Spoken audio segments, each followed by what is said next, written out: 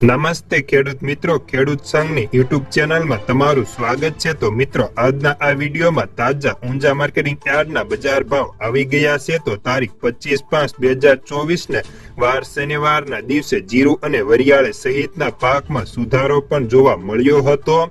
તો ચાલો જાણી લઈએ આજના તાજા ઊંઝા માર્કેટિંગ યાર્ડના બજાર ભાવ। પણ એ પહેલા ખાસ કરીને ચેનલમાં નવા આવ્યા હોય તો ચેનલને સબસ્ક્રાઇબ કરી નાખજો। ઈસબગુલ 2451 થી 3200, અજમો 1000 થી 3800, વરિયાળી 1050 થી 6575, જેમાં ગઈકાલની સરખામણીએ આજે 100 રૂપિયા નીચા હતા।